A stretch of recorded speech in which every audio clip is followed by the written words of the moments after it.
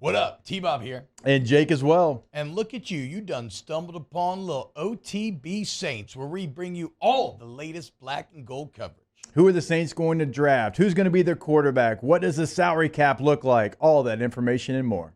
Hope you enjoy it. Like, subscribe. Our guy, Nick Underhill, at Nick_Underhill on Twitter. neworleans.football is the site. Banger after banger. Been kind of a banner year for New Orleans.football. Not only did they force the Saints offense to start using motion more, they also, what was it? Well, the most recent thing is Nick got Mike Thomas to respond to a tweet in public, basically confirming that Derek Carr isn't going through his reads at all and that Chris Olave was probably getting undue blame for a play from last Thursday. There's one more that I'm missing, boys. What was the other one, Mario? Trevor Penning. Yeah, maybe pointing out that Penning sucked at run blocking and they were running constantly the other way. So now Penning got benched, which getting benched for run blocking is as damning of a thing that I can imagine for O-lineman's potential. Like, run blocking's easy. You know, you should be able to do that no matter what. Either way, New Orleans.football kind of controlling and influencing the Saints from afar. And the man behind it all is Nick Underhill. Nick, what's up, dude? None of that's true. But I mean, kind of. I'll let you lie for me and build the brand, but no, fine. But it's also not true. I mean, correlation may not always equal causation, but what about when you point out that the Saints are using motion less than any team in the league? I think it was something around like 1%, and then the next game that's up to 36%. You know, I'm just saying it's a little funny like that. What's not so funny is the article you released breaking down all the third downs. And it just seems like it is an LSU defense against Ole Miss level disaster right now, Nick. A lot of it is around Derek Carr. A lot of it also seems to fall at the feet of Pete Carmichael. How do you assign the pie of blame here? It's both, like you said. I don't know that you can kind of just point to one and not the other. I think it's a little bit of both guys. I think some of the design of the offenses we've been saying week after week after week has been, just not beneficial to gaining yards, I guess is the way I put it. It's just the same stuff over and over. It doesn't make sense. And there's a handful of plays where it's like four guys over the middle within a 10-yard area, just kind of like stacked in a straight line at the time of the throw. And it's just, all you need is kind of one guy standing there to cover everybody, and you can just start jumping routes because they're just all kind of stacked. And then you got like an isolation route on the outside, and it's like, oh, well, we'll go double this and let everything in the middle take care of itself. And there you go. Like, there's your defense. It's just, it doesn't make a lot of sense. I think some of the stuff with Derek Carr has been pretty bad too. I thought the JT O'Sullivan video on YouTube kind of breaking down his performance. I still haven't watched that, dude. I heard it was fantastic. I got to get into that. Also, he's got quite the channel going there. JT does. Yeah, it's brutal. I mean, it's just kind of like a brutal assessment. And I don't agree with everything he said, but there's a lot of stuff that's just empirically true. Like, they're running, verts, and you're taking a 5-step drop, and he's just checking down before he's even looking down the field on certain plays. And then when you wonder why the receivers aren't running their routes at full speed, it's kind of like, well, are they being trained to do this kind of with the way the quarterback's playing? And look, that's not an excuse for the receivers. You got to go all out every single play, no matter what. But it's just kind of like when everything's kind of a mess, I think it's a little bit scapegoatish to kind of just point out and blame one player for everything. And, I kind of feel like that's what was happening with Chris Olave. And I think it was a little bit, I don't want to say unfair because he deserves the criticism, but other people deserve criticism too. And I think the way it was kind of like handled and spoken about could have been done a little bit better. And that was a third down play too, where Carr just messed up the read. And I think what happened that he was supposed to go to Taysom, and I think Olave didn't run it out. And I don't know, this is just my opinion. I'm not reporting anything here. Just kind of looking at it, I feel like he got pissed off and launched the ball and just kind of gave up on the play. It was trying to make a point. I think it was kind of a heat of the moment thing. He just launches the ball down the field and then starts screaming at Chris, and that's kind of how it goes. And I don't think the optics of that are great either. Nick, what's the most surprising thing that has not gone right for the Saints this year of all the things that we talk about? Because this was a team that had high expectations, certainly in this room. We see the talent that they have. What's the most surprising thing to you that has not worked out in their favor yet? I think it's just kind of Carr not being average yet. I think it's just kind of all the issues in the passing game. It almost seems, when I sit here and like think about it, it almost seems impossible to me that we're having these conversations right now, and it's this kind of bad. Like, these are the things that you thought you'd be discussing with like Andy Dalton coming in, and it wasn't necessarily that. It was just kind of like a lack of talent in some stuff. There were some reads and stuff that got messed up, but it wasn't quite like this. And it's just the inability to get on the same page with the receivers and the quarterback and all that. It's kind of been shocking to me. And it's a little bit hard to understand that they aren't just like okay at quarterback, because they got a top 5 defense right now. If you told me they had a top 5 defense, I would think that they'd be cruising and they'd have like the South pretty much sewn up by now. Yeah. They should have like that kind of lead. It should be theirs to lose, and it's just they aren't doing that, and it's just kind of mind boggling, because he was supposed to be the guy they brought in and he was supposed to help make Pete Carmichael better, and they were supposed to be able to like send him out there and he could direct the offense a little bit and make these checks and get him into the stuff that worked, and kind of take a little bit of command of the offense, which is what they like to have with Breeze. And it's just it's been the polar opposite of that, to the point where after 7 games, Dennis Allen's talking yesterday about how they have to change how the quarterbacks and the wide receivers meet. And it's just like, this is what you got to do at this point of the season. Like, he was supposed to be like the settling presence for this whole thing. And it's just it's been the opposite. And again, I think it's too simplistic to blame Carr. I've heard some stuff about some of the receivers just not being able to pick some of the stuff up in that. And I think that's part of the issue too. So it's a two-way street here, but this isn't what it was supposed to be. He was supposed to be the guy that kind of brought this all together, and it just hasn't happened. Champ in the chat is kind of asking, or not, he's saying told you so. I'm asking to go full rumor here. Do you think a couple of weeks ago, when Alvin Kamara and others were alluding to a lack of preparation, that they were talking about Derek Carr?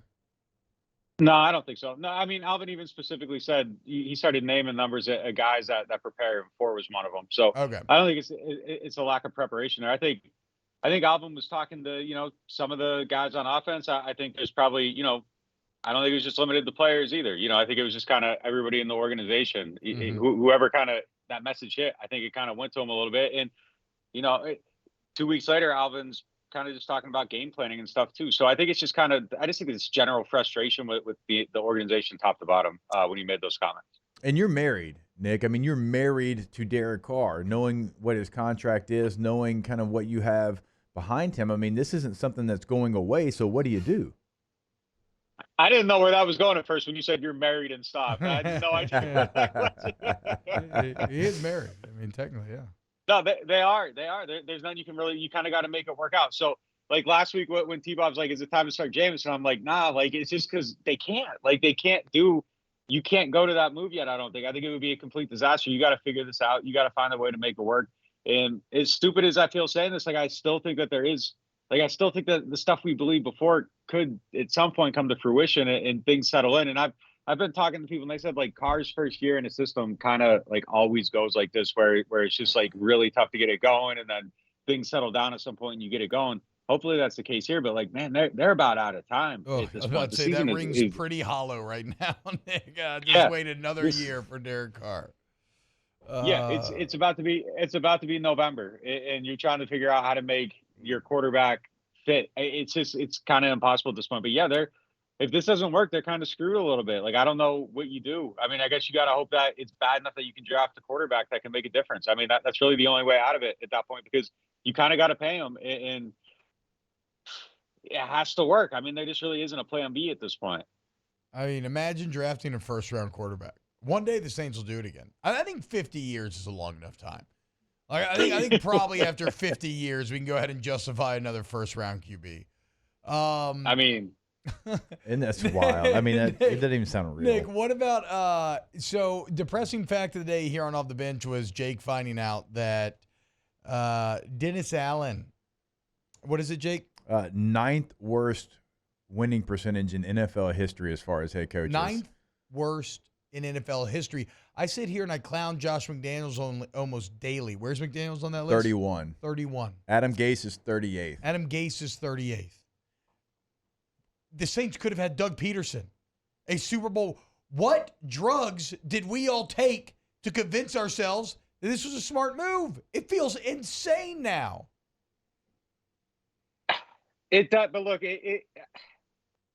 I don't make me say this in public, man. like at the time, no, I mean just like at the time, like I don't want to like defend anyone, but like or the thought process. But at the time when they hired him, like I thought it made sense. Like you I had a did guy too. that was No, a I top did tier, too. To be fair, I did as well. But you had a top tier coordinator. He was getting interviews with other teams. It felt like he had turned things around. If he had learned his lessons from the first stint, like it felt like that was the right position to be in. And I still think there's a world like if he gets a good offensive coordinator, this all works. Like I think he's that good of a defensive coach. I think he just needs someone that can run the offense. And you look at Sean's tenure, like Sean, when he didn't have the right defensive coordinator, it was a disaster too. Like he couldn't true. run the defense. He had bad ideas on defense. He tried to change things that made their defense objectively worse. Yes. He kind of needed Dennis Allen to get his tenure back on track after 16. And they turned it around because he had good coaches around him. I just don't think that they've been able to get a good coach on offense. I think it can still work, but I mean, look, DA has to exonerate himself from this, and sitting here now looking at it, it's like, yeah, could they have made a different decision? And I think the answer, it's impossible to defend anything that's going on right now. It's 2 years of disappointment. I mean, the one thing I would say is that they are sitting at 3-4. Like it does feel like 1-6 right now, but it is 3-4. Like it's not completely lost. Yeah.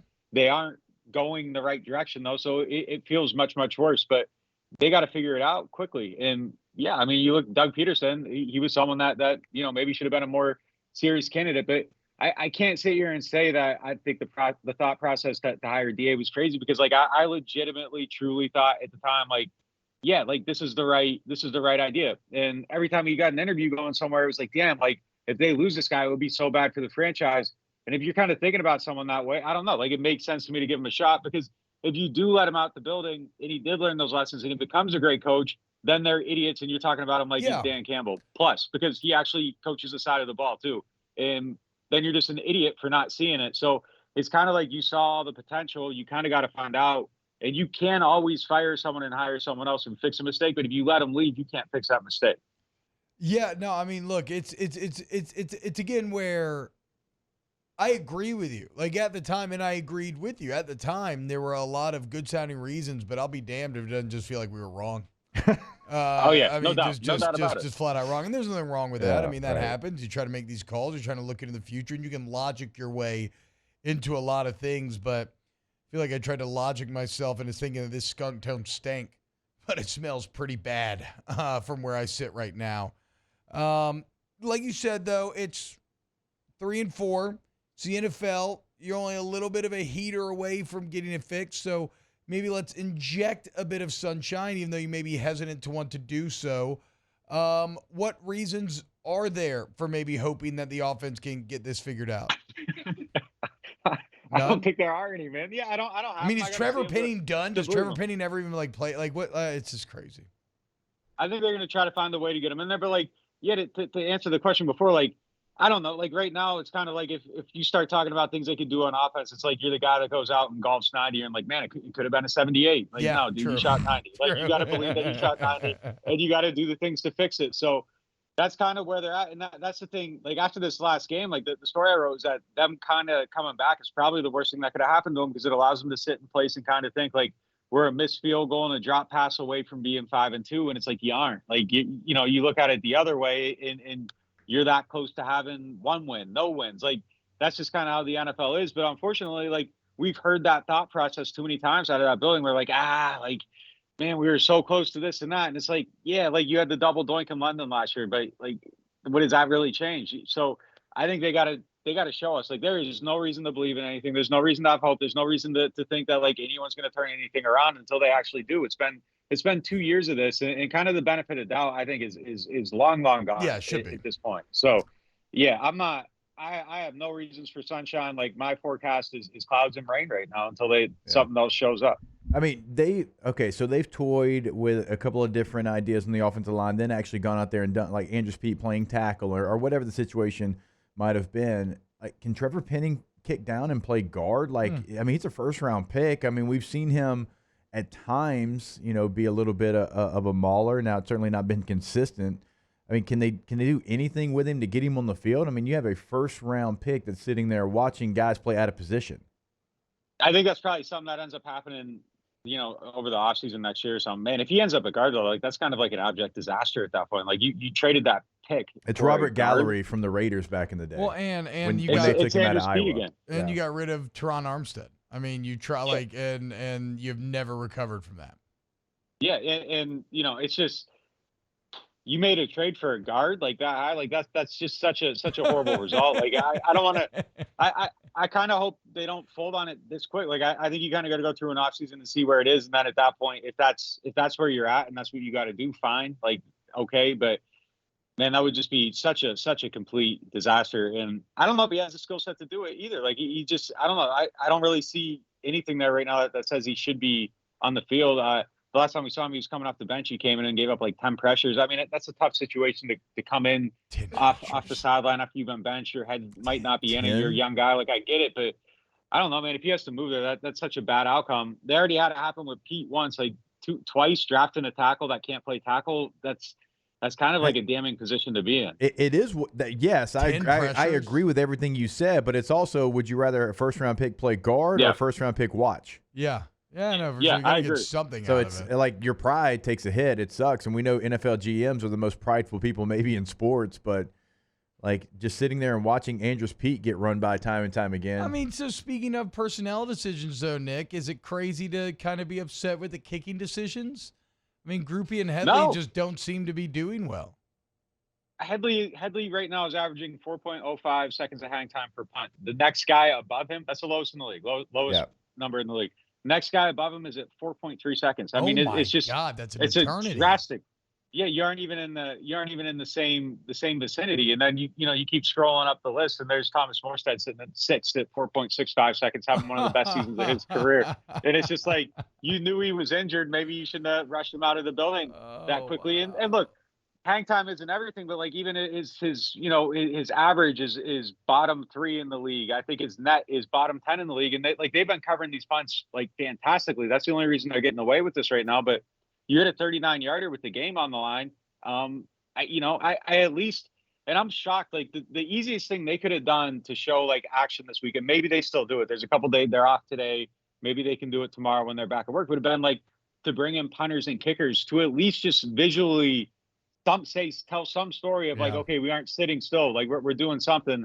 Maybe you don't want to fire somebody on the coaching staff. Fine. Maybe you don't want to make a major change, but like the punter seems to be like the easiest way to just, you don't even have to cut them. Just have these tryouts, like do something. Like I'm shocked by it. And yeah, look, I understand the thought process on Groupie. Those guys look neck and neck throughout the whole entire camp. I get that decision, but at the same time, like he's looking shaky. He hits the upright on an extra point, and and kicker's such a week-to-week thing. There's variances. Letts has already missed, he missed his first week there. But just to see him hit 4+1 from 52 to win the game while your guys kind of, struggling a little bit, just, I don't know, the juxtaposition of that is just kind of tough to look at right now. So definitely possible they got them both wrong. I understand the kicker one. The punter one, though, like the thing we kept saying the whole time is like they don't have a punter. Like they got 2 guys here, but they need to look for somebody else somewhere else. And they just haven't done that. Like they haven't even tried anyone out, and it's shocking to me. And I don't know why. I mean, NFL kicker and punter is like the old MTV show Next. Like you don't do it, you just yell next at them, and they go off the bus, and you bring somebody else in. Like at least Headley's gonna get some like cash. that. Like that's what it is. Like I remember like every Monday we had really good ones with the Chargers, like 2 Pro Bowl guys. But every Monday they were out there, kickers and punters, trying out. And it's like the same 6 or 7 guys too. Yeah. Like it kind of feels like they roll up in the next bus and they just walk off one at a time. It's like, but every time you look at the transaction sheet, like it's just like there's the block of the kickers, there's the block of the punters. They're all in the same place. Like they probably all see each other in the same town, and they just don't come to New Orleans. It's not part of the tour. Like the tour skips over here. It goes from like Miami to Houston. Like they haven't stopped here in like 2 years. And yeah, that used to be a thing with Sean. Like Sean would try him out all the time. Someone would hit an upright, miss a kick. The kickers were in here just to send the message, hey, like next one, you're out of here. And I think that pressure is good in situations like that. I know both these guys are young or whatever, but like that's not an excuse. Well, they're both rookies. Headley isn't young, but that's not an excuse. Like they gotta perform. And a 39-yard punt in crunch time seems like a reason to audition other people. Wow, just amazing black and gold takes right there, Jake. I don't think I've ever heard any takes that are better than the 2 guys that just gave you that take. And you can keep getting them. by going ahead and liking, subscribing, ringing the bell to get notifications when we post. Have a great day. We'll see you on the next OTB Saints.